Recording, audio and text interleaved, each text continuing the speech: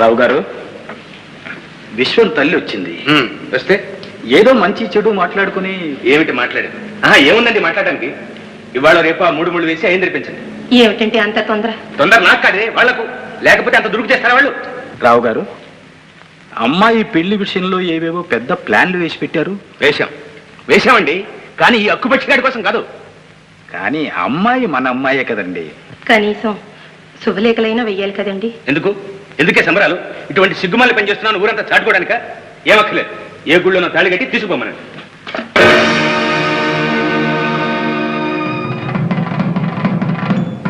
అమ్మా, ముహూర్తానికి టైం ఏంటి? వదిన వాళ్ళ అమ్మా నాన్న ఇంకా రాలేదే? చిన్న పిల్లది, ఇవన్నీ నీకెందుకమ్మా, నువ్వు వెళ్ళు.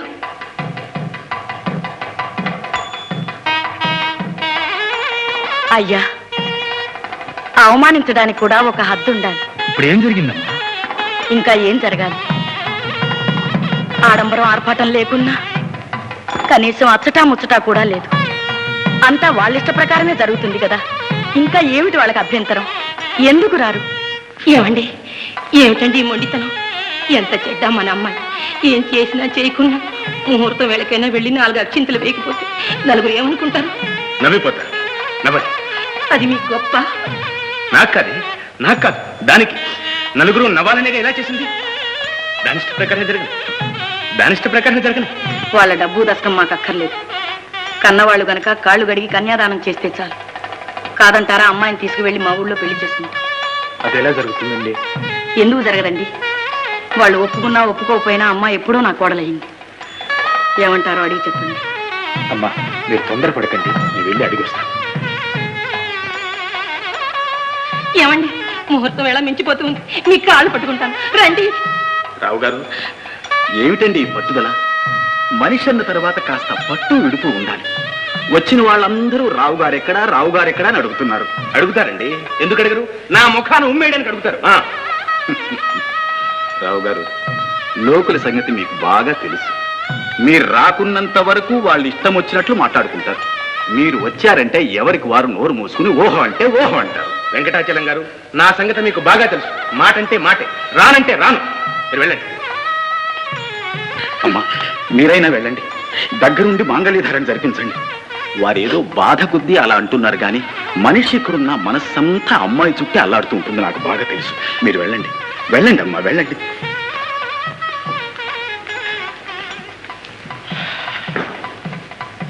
రావు గారు, నా బాధంతా ఒక్కటి. ఏమైతేనే ఈ పెళ్లికి నేను బాధ్యుణ్ణయ్యాను.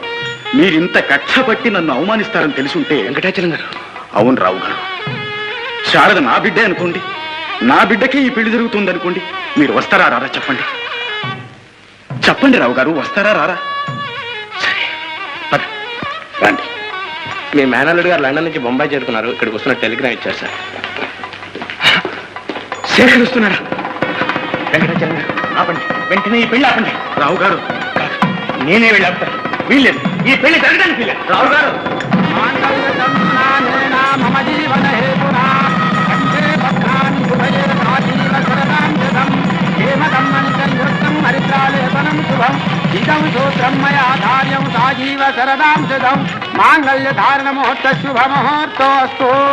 వెంకటాచలం గారు, ఈ దరిద్రపు మొక్కను వెంటనే ఇక్కడికి పంపించేయండి.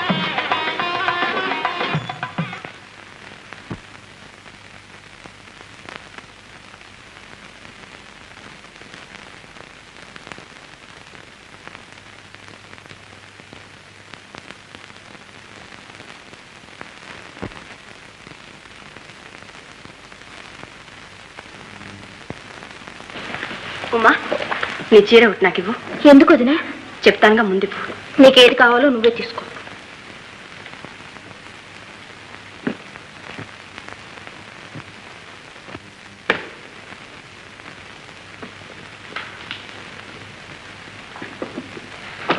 అమ్మా, చూడమ్మా, ఈ పెట్టెలో నీ నగలు డబ్బు అంతా పెట్టాను. ఇది నీ దగ్గరే ఉంచుకో.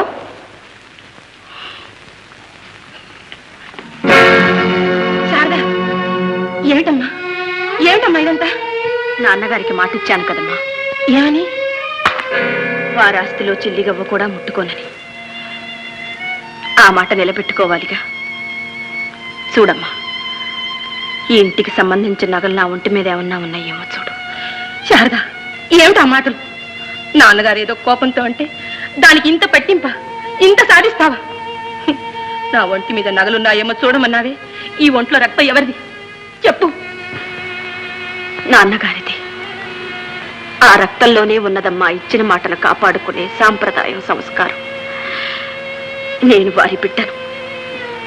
లక్షాధికారి కూతురుగా కాదు, నాన్న కూతురుగా బయటకు వెళ్ళడమే నాకు పరమానందం.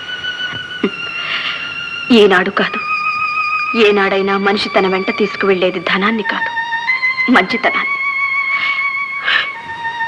నాన్నగారు ఎక్కడమ్మా? మేడ మీద ఉన్నారమ్మా.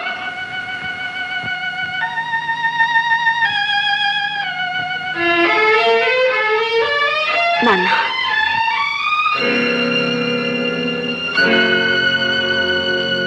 వెళ్ళొస్తాను నాన్న.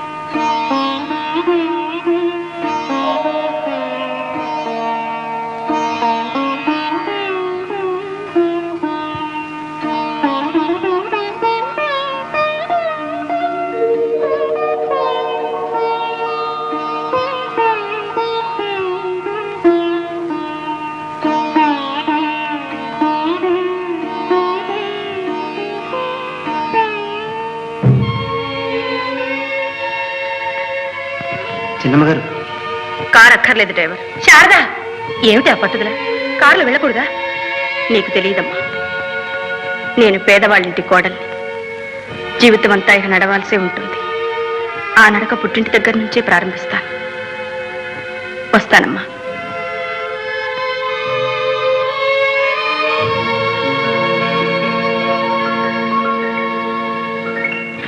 వెళ్ళండి. అది నా కూతురు, అందుకే దానికింత పట్టుదల. స్టేషన్ దాకా వెళ్ళి సాగనంపి వద్దాం రండి. రెక్కలొచ్చాయని ఎగిరిపోయేదాన్ని సాగనపడం దానికి.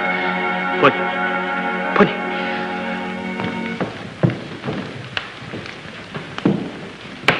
అమ్మా, ఒక మాట.